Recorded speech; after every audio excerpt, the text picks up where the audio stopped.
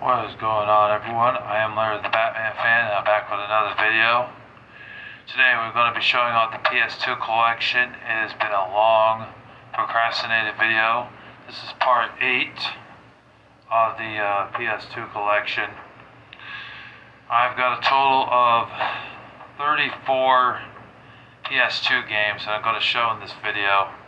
There were a few PS2 games that I'm showing in the video, which were ones that I don't think I showed them before, but they were not ones that I could get rid of. I got rid of at least 75% of the games I didn't want. Took them to Shroomies like 3 months ago and got store credit and used that whole store credit up that day because I don't get out to Glenmont very often.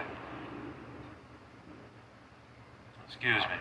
So that's why I used up the whole store credit and everything. Got me some games. I picked out a couple of PS2 games on that day. And I bought about 15 to 17 extra games as well off of eBay just to make this a decent sized video, a decent collection video. Because I didn't have that many. It was like maybe 15 games or so. I figured I needed more than that, so I purchased some extra ones for this part. This is going to be the last part that I do. I have to focus on my album and saving up for an apartment, so this will be the last one that you see. I also picked out some titles that I thought were cheap enough, affordable. Games like Silent Hill 2 and 3 are not that cheap anymore on PS2. They're ridiculously expensive, over $100. The remakes on PS5 are cheaper, way cheaper, and they look great. The graphics look better, but the originals were on PS2, and they're just skyrocketed in price. Games like Blood Will Tell, The Haunting Grounds, I think that's what it's called, Ghost Hunter, Def Jam Fight for New York, and games like Rule of Rose are just too expensive to get, so I can't afford them. They're not in my budget range. They're like $500 to $900 for that one game, and I just cannot afford that.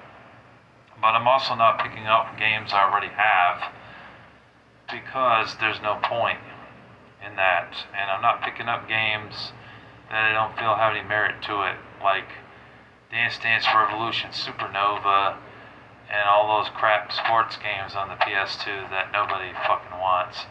So those I just pass on, you know what I mean? Those I don't bother with. And I'm also trying to get them complete with the manuals. Sometimes I'm seeing PS2 games without manuals. I'm trying to get them with the manuals if I can, And disc only I'm trying to avoid too, because I consider myself a collector. I want the damn games complete.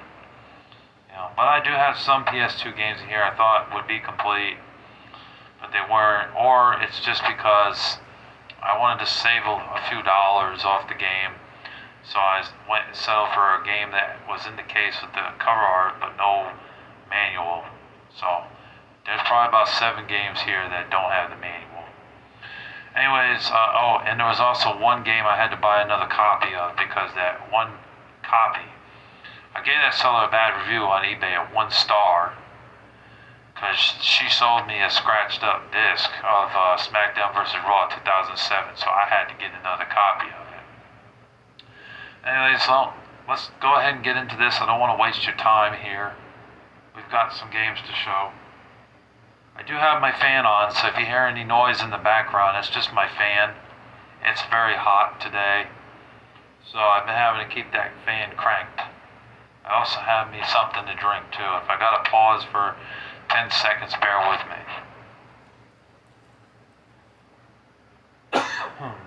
Okay, so I have 2 copies of SmackDown vs. Raw. One right here in this case, which is in great shape. There's not a scratch on it. I bought it disc only because I already had the case for it, you know what I mean? To my surprise, this game actually did play in my PS2, but it was really scratched. The seller got a bad review from me for selling me a scratched out game, because that's wrong to do that to your customer, sell you a scratched out game, even though they said it was in good shape. They lied. It doesn't have the manual though. It's missing the manual. This game's a lot of fun. I actually really like this game.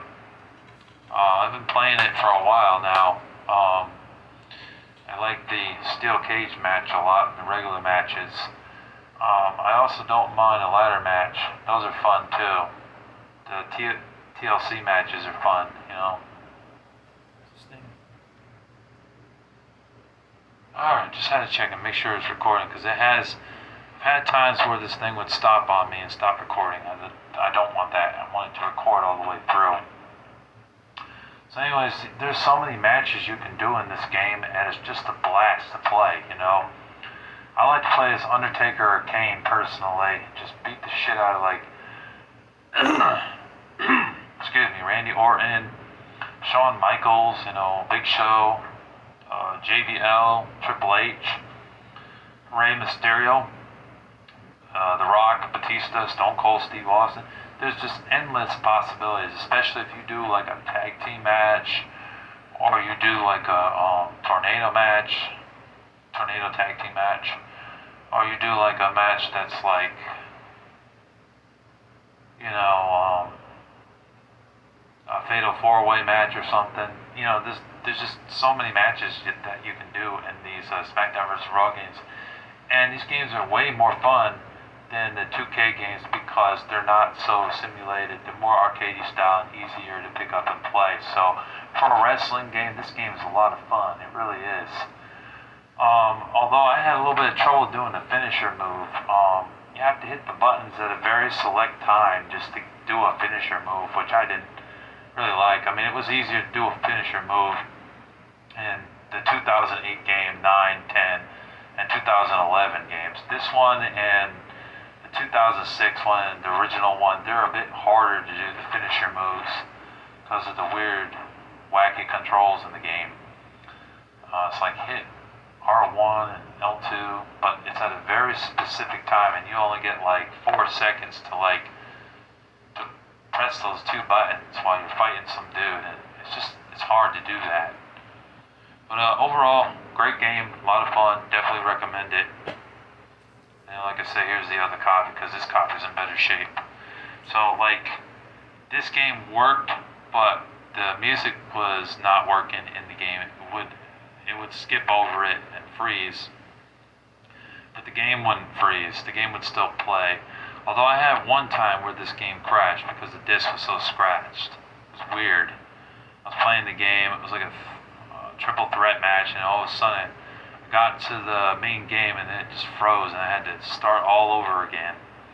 So if all else fails and that disc stops working completely, I have a backup here just in case. MotoGP 4, I don't own all the MotoGP games, but I own this one and the one on the Wii, and I know there's a couple other ones. There might be some on PlayStation 1, and there's a couple on the original Xbox as well. This is like a simcade racing game. It has a few simulated things in it, but it is also an arcade racing game, motorcycle racing game. It's both. This is probably the only simulated racing game that I actually like because I can't stand Gran Turismo or Forza Motorsport. They're too simulated for my liking. But since this one combines both, I can deal with it. It's not overwhelming and it's not a chore to play, you know, so I actually like this game. It's not bad for the PS2. Pretty fun. I said I was going to get some King of Fighter games, and I didn't lie. I got another King of Fighters game. There's 3 or 4 King of Fighter games on the PS2, maybe 5.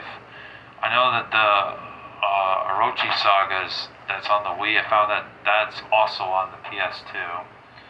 Here we have Maximum Impact King of Fighters. This is a pretty good fighting game. It's definitely a lot of fun to play this and kick ass. I'm not too bad at it, you know. There are some fighting games I'm good at, and then other fighting games I get my ass handed to me because it's just so hard, you know. I'm not very good at Art of Fighting and Mortal Kombat. I don't know what it is about Mortal Kombat, but it seems like they always increase the difficulty. You beat a character, and the next character is even like 5% harder than the last character. Just eventually, it's so hard I can't even win in the game. You know what I mean? So those are just impossible. But with this and like Street Fighter, I can at least win, and Soul Calibur and Tekken. So pretty fun game. Just standard beat 'em up fighting game. Well, not beat 'em up. It's a fighting game. It's not a side-scrolling beat 'em up. Sorry. It is a fighting game, and it's a lot of fun. I do have the other one. It was in a double pack that I got by mistake. I was supposed to get one game. I got the double pack instead, but that seller let me keep that game, which was nice of him. So I got 3 of them. And the Orochi Sagas, I own that one for the Wii. There's only one other, I think, on the PS2 that I don't have, but I'm pretty sure that one's King of Fighters 11, I think is what it is, which was also available on the Xbox 360, PS3, and possibly the Nintendo Wii. I said possibly because I'm not entirely sure it made it to the Wii. I don't own that one, though. Pac-Man World 3 is a platformer game on the PS2. Takes after the second and first game. The first game being on PlayStation 1 and the second game being on PS2. I never could beat the second game because that red boss with all the fireballs that was around in that level, and there's all that fire that was jumping out at you. And it was little small platforms you had to jump on. I tell you, that part was a pain in the ass fighting that thing. And that guy, you couldn't rebel roll into his mouth because the robot he was in was made out of like titanium metal or something. So I kept dying, But going into this one, I didn't get very far, but from what I played of it, I did beat the first level or two. It's colorful, the graphics are good. It's like I said, I think it goes after the second game. Like it continues after the second game. Miss Pac-Man makes an appearance in it. Pac-Baby makes an appearance as well. It's a decent platformer game. If you're looking for a kid-friendly, E-rated game, this is fun. But it can be a pain in the ass. It really can. Especially some levels. And the second one too. The second one can be a real pain in the ass to play. Spider-Man 3, this game people talk shit about, say that it's not a very fun game. It's like a garbage game compared to the second game and the first game. The second game being the best one out of the 3. I didn't mind this game so much. I thought it was a decent title. You get to play as 2 different Spider-Mans in the game. I think at one point you do fight Venom in it, and there are parts where you fight Sandman. It tries to follow the movie as well. I think for the most part it did a pretty good job overall. Excuse me. But yeah, I didn't mind this game. I thought the web slinging was fun in it. The graphics were okay in this game. Hope my battery's not dying in this thing. Yeah, the graphics were okay in this game. I don't know, maybe they look better on the PS3 version.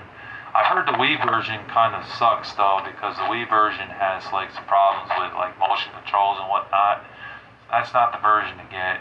I know it's also available. It's also available for.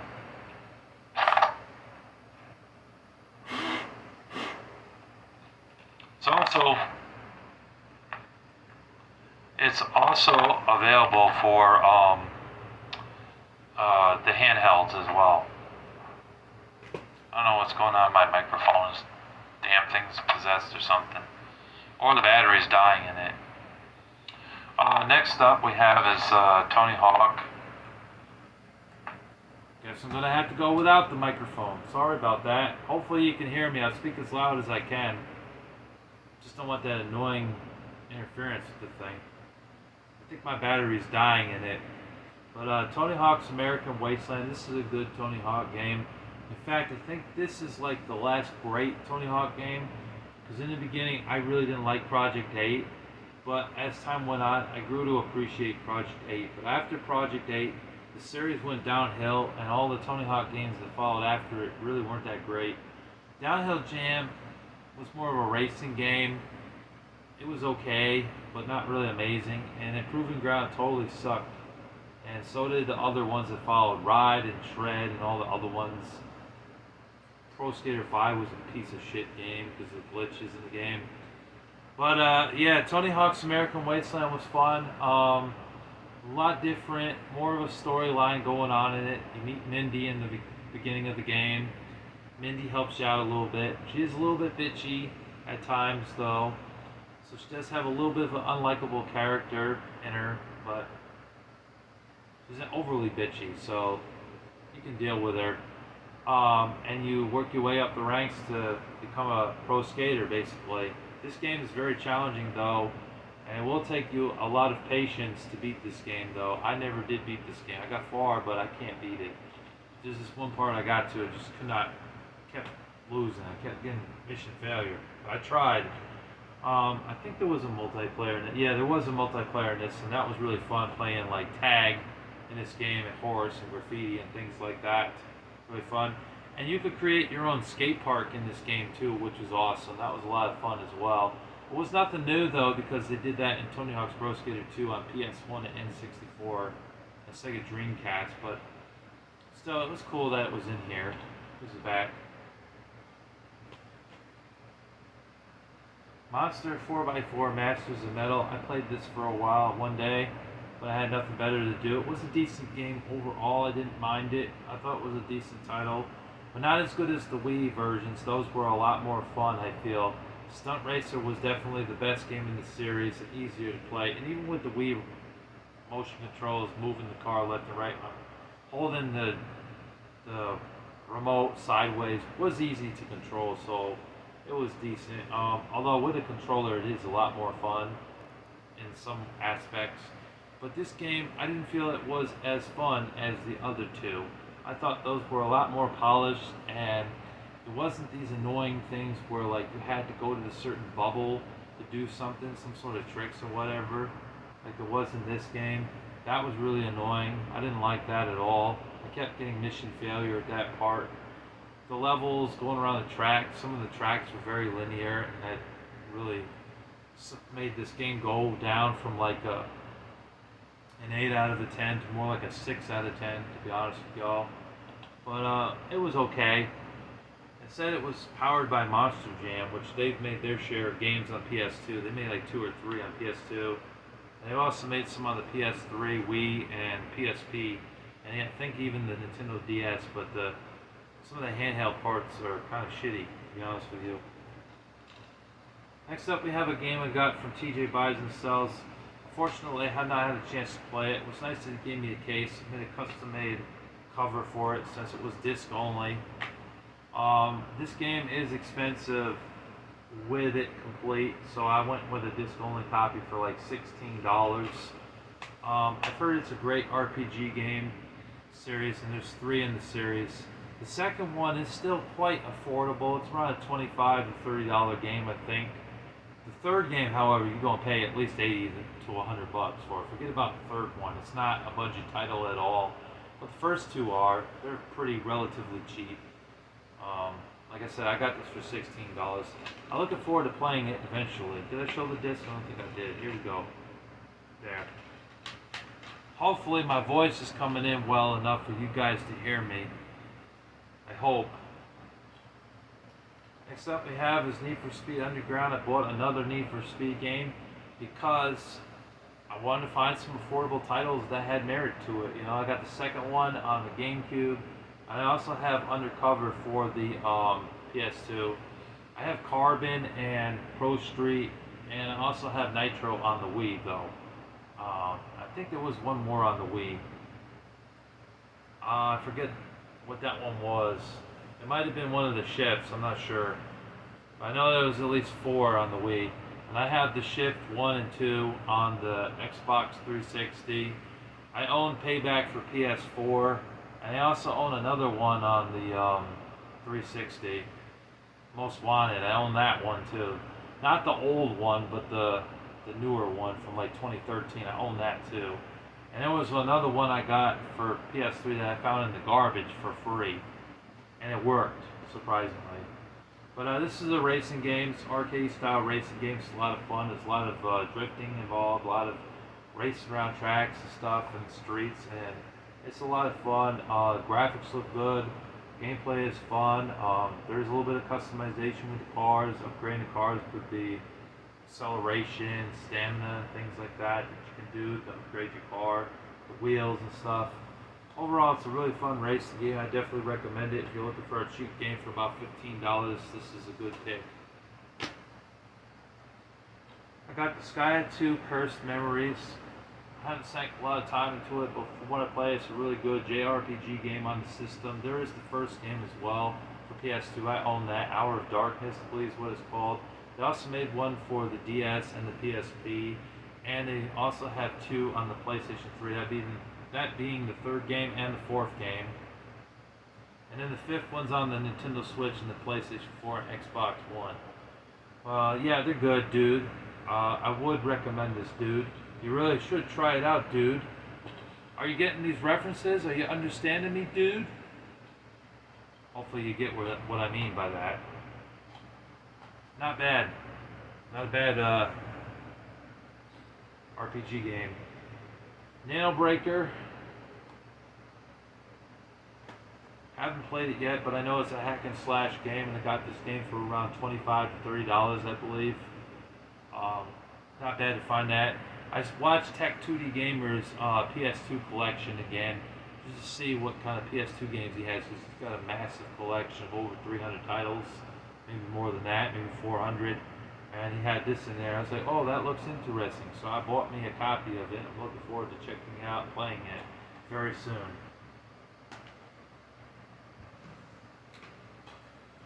Next up we have Scooby-Doo Night of 100 Frights. Not a bad Scooby-Doo game. Actually pretty fun, I will say. It is a platformer game in the Scooby-Doo franchise. What happens is Fred, Velma, and Daphne, they split up. They go their own ways looking through the house that you were in the first level of the game. You collect Scooby snacks for health and stuff like that, and they're the spring things that you get in the game later on. There's other stuff that you gotta get picked up and stuff, and there are certain people that you talk to as Scooby-Doo. You switch between Scooby-Doo and Shaggy in this game. Although in the beginning of the game, Shaggy ends up falling into a pit, a hole in the ground, and then it's basically just you as Scooby-Doo. You gotta go find Shaggy, but first like level or two, it's just Scooby-Doo, and then eventually it's Shaggy teams up with you and helps you through the game, finding clues and stuff to try to solve the mystery of who's behind the theft of the murder. You know what I mean? It's not a bad game in the Scooby-Doo franchise. It's not terribly cheap, but not terribly expensive. I don't know what's going on with this game, but this game is around a $20 game now. This game used to sell all the time for around $5 to $7. Not anymore. It's around $20 to $25. But decent title. I don't have the manual for this one though, and there is a giant sticker on there. I try to get off, but I'm gonna have to use some Goo Gone or some rubbing alcohol to get that shit off of there. Here's the back. Gotta check on that food. Food is almost done. I want to finish this off. I got History Channel Civil War Secret Missions.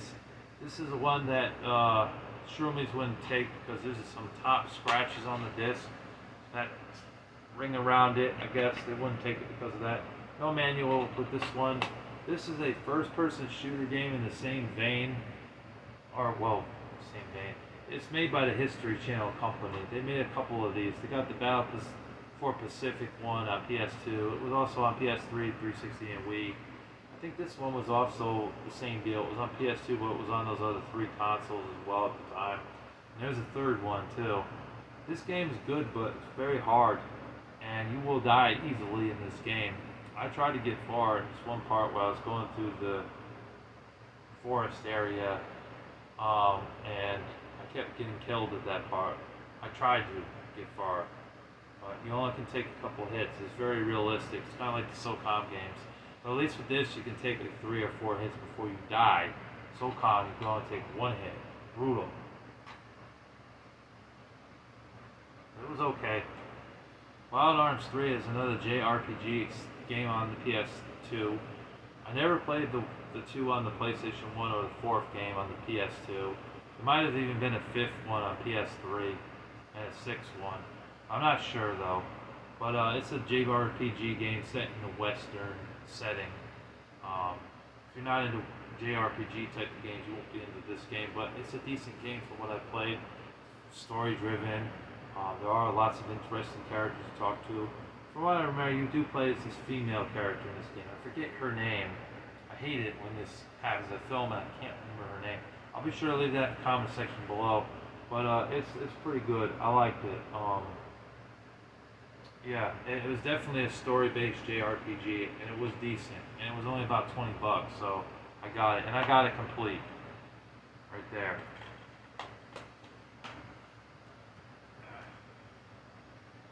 Black Hawk Down Team Sabre, pretty good game. Not as bad as some people say, although the graphics could look a little bit better, I feel, for a PS2 game. Probably looks better on Xbox, to be honest though. But it was a decent first-person shooter. Tactical shooter, kind of that sort of thing. Here's one I got from Shroomies that I still haven't played yet, but it looks really cool. It looks like a mech dinosaur fighting game called Dice. Looking forward to playing that. It doesn't have the manual though, it is missing the manual.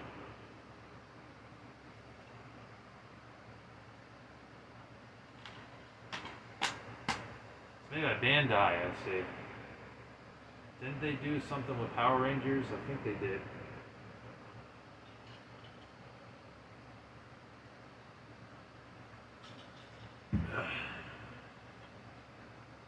Capcom Fighting Evolution. This is another fighting game on the PS2. You get the Street Fighter characters in this game. You get some from Red Earth and you get some from Dark Stalkers. I've heard of 2 out of 3 of those. I never heard of Red Earth until I played this game. And it's a 2-on-2 fighting game. In each level, you get 2 different characters that you get to pick and you fight in the game. It was pretty easy, to be honest with you. I didn't lose for a very long time. I got very far in this game until I started getting my ass handed to me. But for overall, I thought it was a pretty fun fighting game, and it was easy enough to play, well, pick up and play.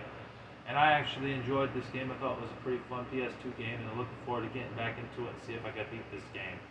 Pretty good fighting game overall, not bad. Next up we have is Virtua Quest. I've heard great things. I heard RGT85 mention this in his Nintendo GameCube Hidden Gems video, so I decided to check that video out one day and I saw it. And he mentioned this game. I didn't pick up the GameCube version because it was really expensive. It was around $50 to $60. I got this version for about $20. Better to get it on PS2 because it was cheaper. It is missing the manual though. No manual, but it does have the disc. I'm glad to have this. It's got some exploring in it, exploration type shit going on in it, and also beat 'em up elements in it, maybe some light RPG elements in it. Yeah, it's not a bad game. It's definitely a hidden gem for the PS2 or the GameCube. Very surprised by it. So thank you RGT85 for that recommendation. Here's another game I picked up at Shroomies. I got this in a trade. I got Capcom Classics Collection Volume 2.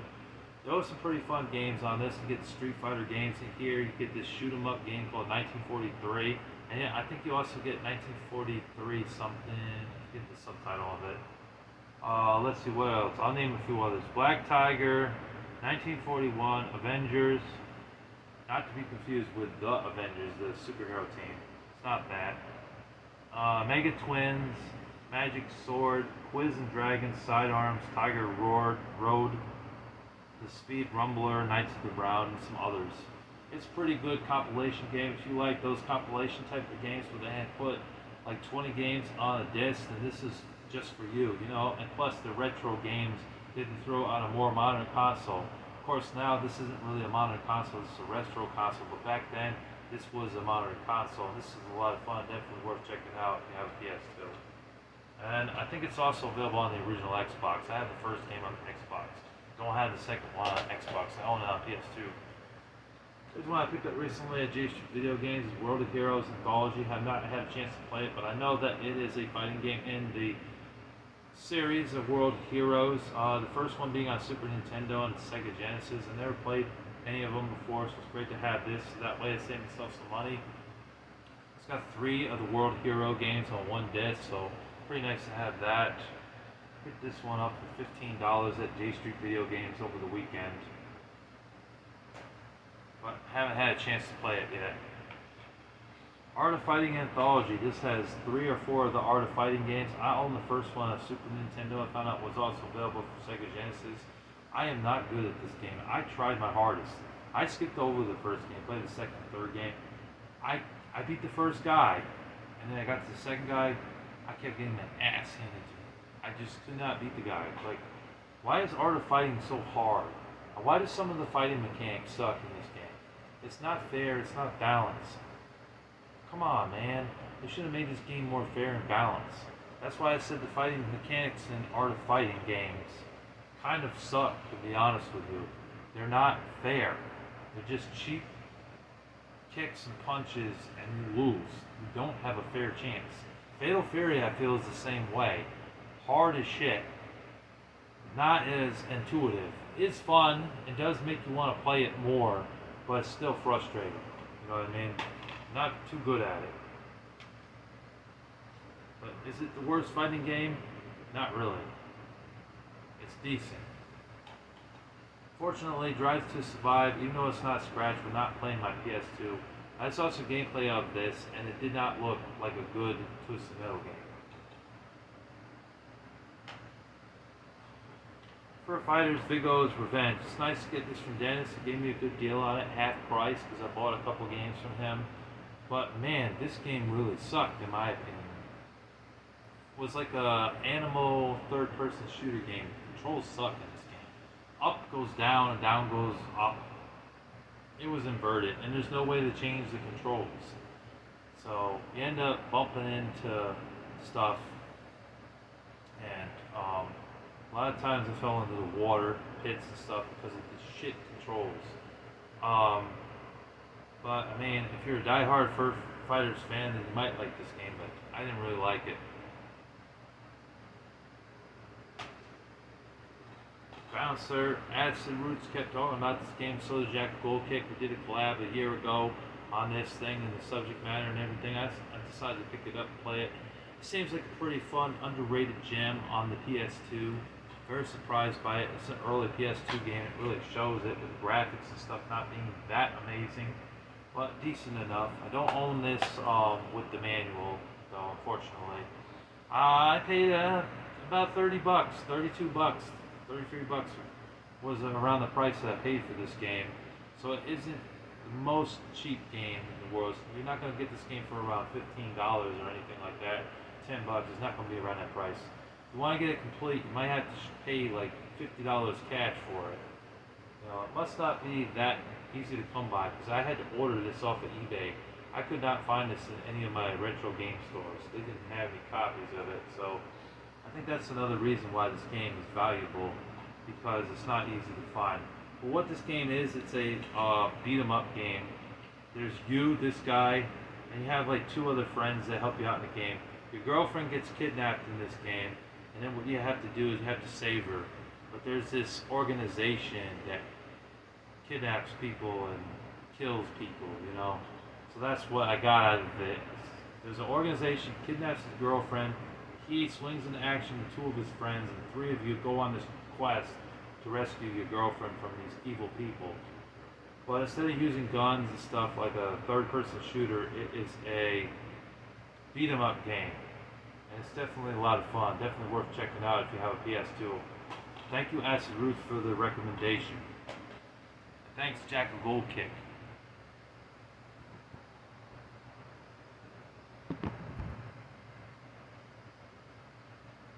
Alright, I'm going to finish this up because I know I got to get down there.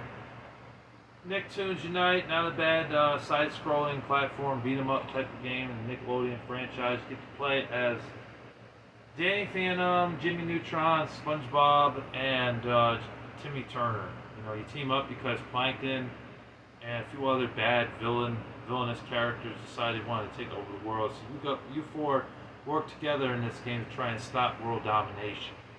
It's a decent game. Cartoony style to it does appeal to most people, I'd say, and the gameplay is fun.